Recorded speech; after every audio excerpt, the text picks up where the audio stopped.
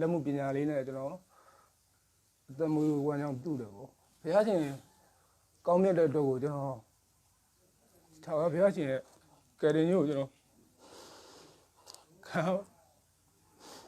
တားလဲဘုရားရှင်ရဲ့ကောင်းမြတ်တဲ့အတွက်ကျွန်တော်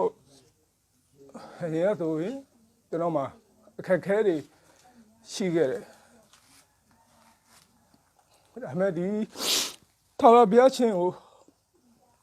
ကျွန်တော်သိလဲတဲ့အချိန်မှာကိုယ်ပေါ်တဲ့အချိန်မှာကျွန်တော်အခက်ခဲတွေမရှိတော့ဘူးကျွန်တော်မှာပူဝင်တော့ကတော့မရှိတော့ဘူးဘုရားရှင်ကောင်းမြတ်ပါ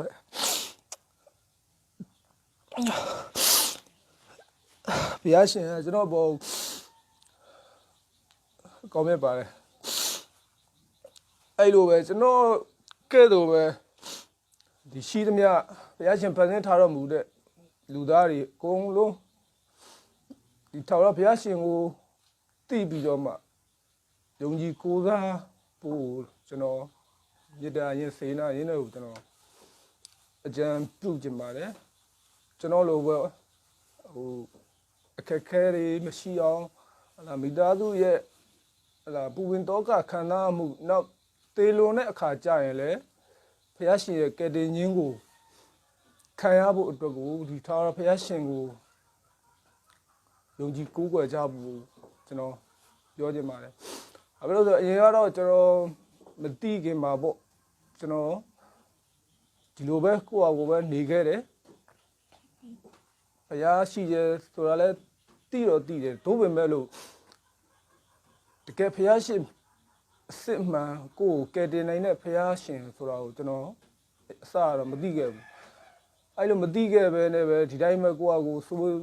နေခြင်းလိုနေလာခဲ့တယ်ဒါပေမဲ့ဘုရားရှင်ရဲ့ကောင်းမြတ်တဲ့အတွက်ကျွန်တော်ဒီဘုရားရှင်ကို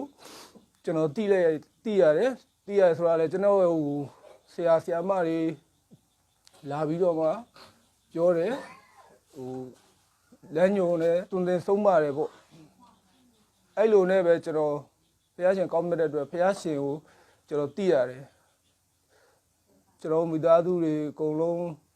အေးချမ်းနဲ့ပျော်ရွှင်နဲ့ကျွန်တော်တို့နေကြရတယ်ပေါ့ရင်တော့ဆိုလို့ရှိရင်အလုံးမရှိဘူးလားဆိုရင်ပူပင်တော့ကရောက်ရတယ်ဝမ်းနဲ့ကြည်ကွဲရတယ်ဟိုစားဖို့မရှိတာမှစားပြီးတော့မှအလုတ်ကန်ရောပေါ့နော်ဖက်ကဟိုအခက်ခဲတွေရင်ဆိုင်ရတယ်ကျွန်တော်တို့မှာပူဝင်တော့ကတွေရှိခဲ့တယ်ဒါပေမဲ့အခုဒီထာဝရဘုရားရှင်ကိုကျွန်တော်တို့သိရတဲ့အချိန်မှာကိုးကွယ်တဲ့အချိန်မှာဘာမှပူဝင်ကြောင်းကြမှုနောက်ခုဘဝနောက်ဘဝအတွက်ပါပူဝင်တော့ကကျွန်တော်တို့မှာမရှိတော့ဘူးအစအရာအစဉ်ပြေတယ်